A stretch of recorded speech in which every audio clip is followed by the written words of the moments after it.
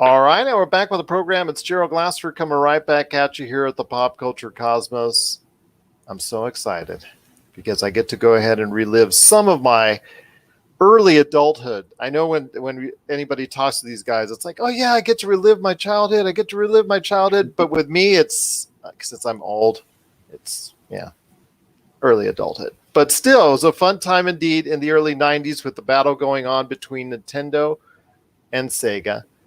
And it is all documented and detailed.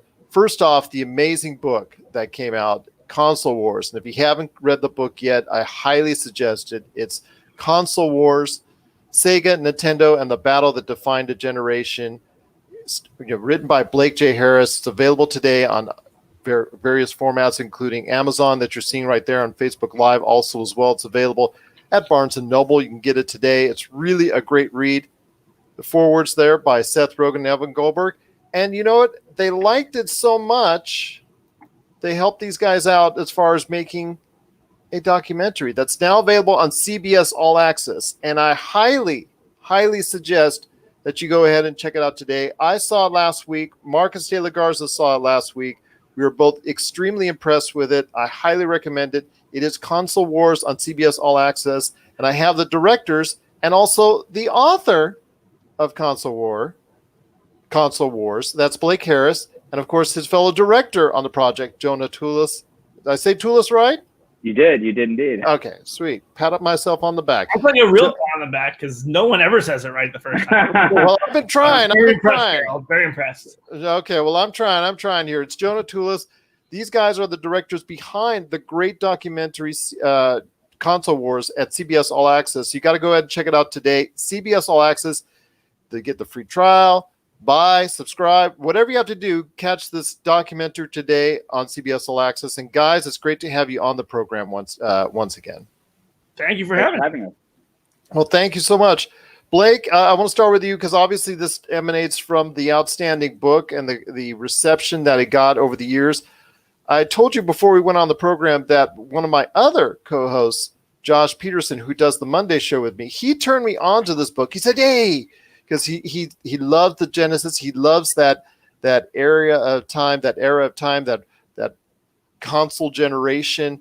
And he said, check out this book. And I said, okay, I'll give it a shot. And I'll tell you what, it was definitely worth the read. You obviously put great detail in the whole background, the backstory of it. And tell me exactly the response to it, how it was so great, and just getting just approached not only with the fact that you've got a movie on the way, hopefully that's as far as a theatrical film, but you also were asked to go ahead with Jonah and go ahead and create this awesome documentary. Yeah, so it was life-changing for me and for us. And actually, the story begins back in 2011. Jonah and I, even back then, we had been writing partners and producing partners, and Jonah had directed, and so we started talking about this story. And so even at the earliest stage when I was thinking about doing a book, I was telling that to Jonah, telling him I thought there might be a good scripted story here, like The Social Network, and he suggested doing a documentary. So it's actually something that had been on our radar that we were actively working on off and on for the past 8 years. So, it was a parallel concurrent process with the research for the book. Obviously I was speaking with these people and getting to spend time with them when we started filming in 2013 was very helpful to me writing the book. But, this documentary is something that has been in the hopper that we've been working on for a long time. So it feels so good to finally get it out there because it's just this incredible business story, this incredible human story that we always feel really fortunate to tell. And obviously, like your co-host point, it touched a lot of people. And, yes. And also to your point, like, let's face it, early adulthood is better than childhood. So like that's better to have the memories of the Genesis tied to those better years. Well, I like I said, for me, I experienced it. I had both. I was right in the middle of the war. And obviously, as a young adult at that time, I had a little bit better perspective of it. But I don't have as much of the nostalgic factors like, wow, I opened up one for Christmas. Like, I'm sure you guys hear the stories as far as that's concerned. Mine was the Atari 2600 and Pong as far as me. Wow. By then, I was like, okay, these are the latest systems. They're both working against each other. I didn't have to go ahead and take a side. I wanted to go ahead and get both. But, it just really the response during that time, and you saw and you guys outlined the great battle between those two. Jonah, I want to ask you this. When you go ahead and you mapped everything out with Blake from book to documentary, how did you go ahead and storyboard? Because obviously you can't put everything that was detailed in that book. I mean, just within the framework of what was it, 90 minutes? 90 minutes, yeah. So you can't frame everything in it, but you have to give a nice outline so you can have the audience recognize, hey, this is something that was very important to pop culture. Well, the first thing we did, sort of Blake, when we first started this project, Blake, had started reaching out to a couple people and more people and more people, and eventually interviewed over 200 people. And through those interviews, we kind of figured out who were these sort of dozen or so key players who could tell the story best, who are going to be the most dynamic, and of course, the people who were in the most powerful positions at the time.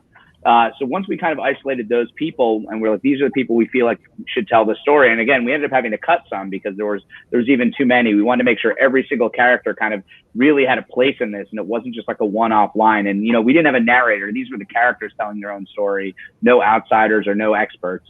And I think we went deep into characters and we kind of figured out, okay, what are the key points that we want to get across, and what are the things, because certain things represent other things. There's the launch of Sonic 2 is representative of a lot of the kind of launch we were doing. If we did too many of those, we would have lost some of the heart of a movie, because that would take 6 or 8 or 10 or 12 hours if we hit Rock the Rock and Groundhog's Day, Sega's Groundhog's Day. So we really had to pare it down as best we could and sort of make sure that we focused on the core fight between Sega and Nintendo, and then of course Sega versus Sega of Japan. Absolutely. And again, it outlines it in such great detail in the movie, but it even does an even better job in the book, because also talks about, at the very end you guys had, and I'll give away a little bit of spoilers here because it's actually just history. It's a history lesson per se, about Sony. Nonfiction. It all happened in real life. It all happened. Absolutely. The crazy things that went on, the battles, the infighting, the, Japan versus the United States when it comes to Sega, obviously the bad blood between Nintendo and Sega, Tom Kalinske, pulling out his hair probably before your very eyes during that course of time, because, all the things that went on that he tried to go ahead and push. And I'll talk to you about Tom Kalinske in a sec, because obviously everything seems to center around him for obvious reasons. But I want to ask you this. Sony, is on the back end of this, almost like an observer going on that wanted to get their piece of the pie. So them coming in at the very end of this is also very influential as well, because it led to the PlayStation, correct? Yeah, directly led to the PlayStation. One of the interesting things, like to your point, they were almost like an impartial observer, or more of an objective observer, because during this late 80s, early 90s heyday, Sega and Nintendo were in the hardware business, but Sony purely was in the software business with Ubisoft. So they were just looking at this like, whose system should we be on? And then to see them go from that perspective, based on what they learned from Sega and what they learned from Nintendo, and being spurned by Sega and being spurned from Nintendo to start their own thing, which obviously, has driven the game industry over the past 25 years. Even more so than Microsoft, who entered later. It's really, like Joe and I always say, the cliche thing, history, truth is stranger than fiction. Like if we had scripted this, no one would have believed us. The fact that Sega had the chance to potentially have both of these systems, like the PlayStation or the N64, the fact that they ended up losing those systems, the fact that they, sort of both snubbed Sony, and that was the company that defeated them, just very poetic and Shakespearean. It is indeed. It is indeed, because the way you guys way you described in the book, and the way it actually appears in the film is, like you said, with Sony having that influence at the very end, and you saw what it led to where it is today. In fact, the wars itself during the 90s, Jonah, was very influential in creating a lot of things we see out of the video game industry up until, in many cases, recently. The Tuesday, like you said, the Tuesday release, which was something that I think that it was born. The first World War. Yeah, it was really the first World War launch. Yeah. Which was followed religiously by the industry until recent times, where now it seems like they want to go ahead with a movie release for big games. They want to release it out on Fridays and things of that nature, what we're seeing now. But still, a lot of games these days release things on Tuesday, and that all emanates from that period of time, but you see a lot of the advertising, you see a lot of things going on today with that. Tell me, as far as when you're creating this film, the influences that you have, and you see, oh yeah, I can still see from there then what I see today. Well, from a marketing perspective, people, I feel like when we aren't asked too much about sort of that, I mean, their advertising was fully MTV generation, Jeff Goodby leading the pack. And that was his first national campaign. He ended up creating Got Milk down the line. This was the beginning of an advertising revolution in the same sense. And it's funny, up until at least a few years ago, I think Jeff had come full circle and he was working for Nintendo, funny enough, as their ad agency. But yeah, I think the real thing that we always talk about is how this is the first real competition of these two companies going head to head. And what they really did was force these other companies to get better and better and better, so that the consumers were the ones who won in the end, because they were getting a better product. And we're still seeing that today with Sony and Microsoft.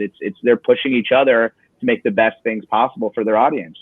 Do you think they can learn any lessons from what went on in the console wars of the 90s? Because we're heading into a new console generation come November with the Xbox Series X and S, and obviously what's going on with the PlayStation 5.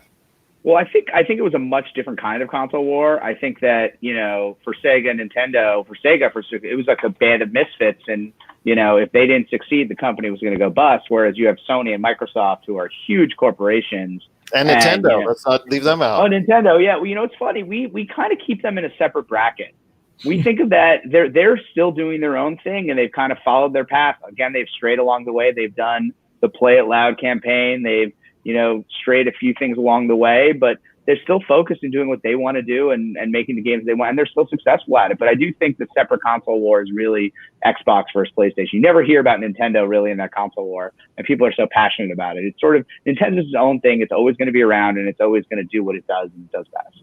Always raking in that cash, I'm telling you. you hear anything success about PlayStation 4, over 100 million sold, Xbox buying Bethesda to set up this new generation, and then you hear Nintendo just breaking records all the time as far as what they're doing, just hanging on the low, on the down low, just right there, just selling more and more. And the family and the parents, they all want to buy Mario and they all want to buy Nintendo even to this day. I mean, are you surprised, Blake, at all that Nintendo has stayed to this tried and true formula of basing their entire foundation around a select few characters and obviously the games that they represent? It's definitely a unique company. I can't think of any other like it. I mean, the only parallel is Disney, but Disney encompasses so much now. With even with the LucasArts and Marvel, and it's a big umbrella that they're all under. Nintendo, just had we not done this research, I would be very surprised by how Nintendo operates. But now understanding who they are and why they were that way, it makes a lot of sense that they are, quality focused, product development focused company. Don't care that much about the marketing. Very close-lipped, very controlling, for better or for worse. And to your point, it's been working for them. And I think as time continues to march on, content becomes more and more of a role. The hardware becomes a little bit more commoditized. The software is the key, and that's why I think Microsoft's acquisition of Bethesda is huge. I think you're going to see a lot more stuff like that in this next generation, and as we move more towards streaming-based gaming potentially, or cloud-based gaming. But yeah, I really tip my cap to Nintendo. Even since the book came out, Nintendo had lost its way a little bit 6 years ago, but I think they've done a great job with the amiibos and with the Switch coming back from the Wii U. They really just in the book, the final section of the book is called The Tortoise and the Hare, and Nintendo really does have this slow, methodical path, and they have not really strayed from it. And sometimes it works and sometimes it doesn't, but in the long run it works because they really put quality first and they're focused on those core titles. Absolutely. I mean, they had the success obviously around that time with the NES, and then obviously after that they went to the N64, which is a huge success for them.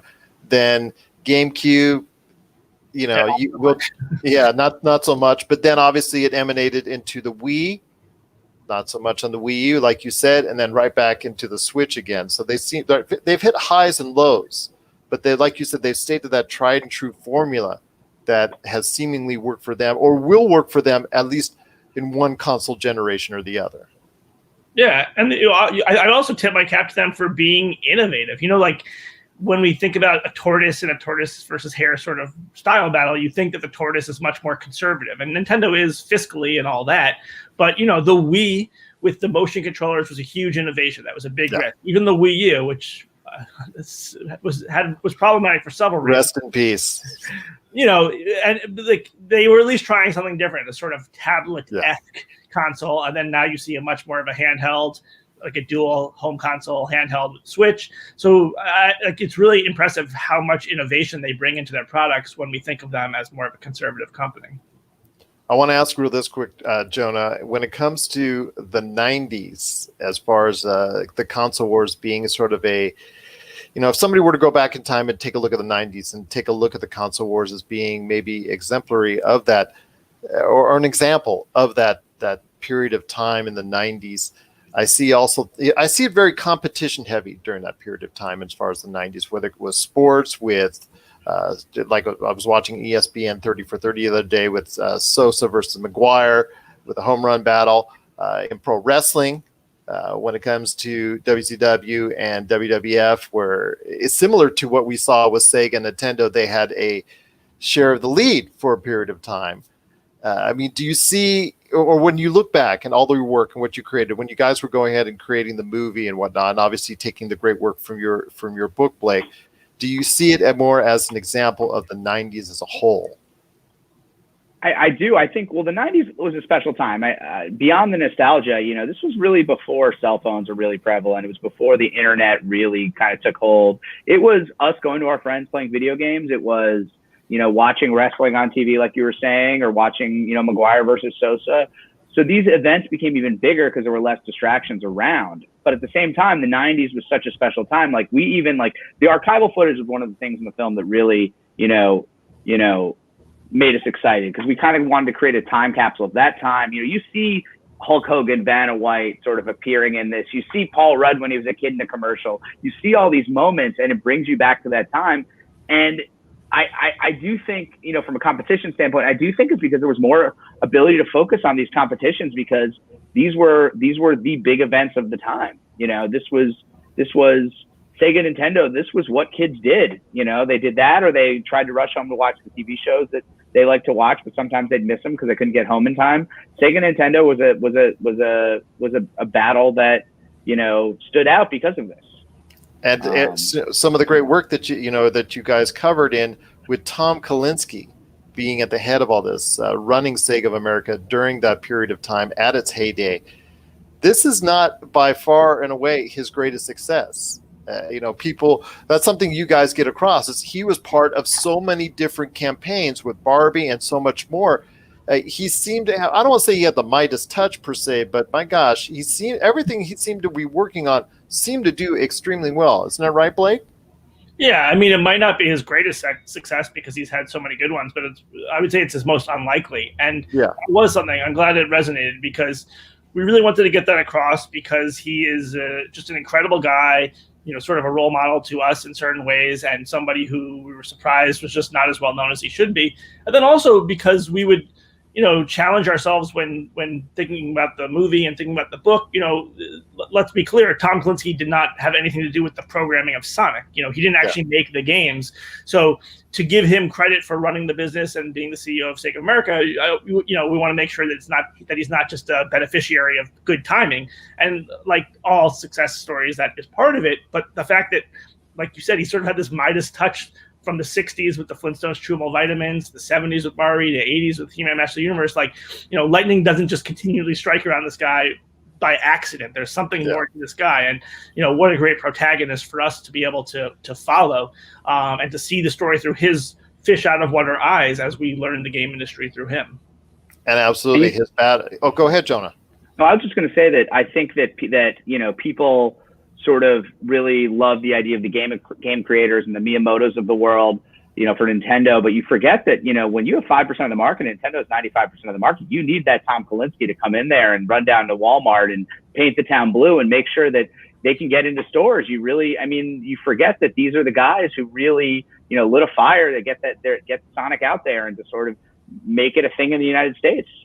Absolutely. I mean, all the things that they did here in the States to get the Genesis at the heights to where it was at, and the battles even internally with Sega Japan and Sega Japan battles with Sega of America on the direction of the console itself is truly fascinating. And whether you're reading the book or you're watching the documentary, it's truly a fascinating just follow as far as to see all that dichotomy between the inner battles between the company itself, even before the battle with Nintendo itself.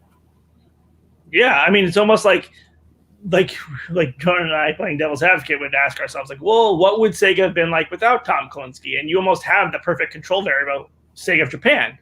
Like, same products, roughly the same pricing, but no Tom Kalinske. And they were very unsuccessful with the 16-bit Mega Drive in Japan.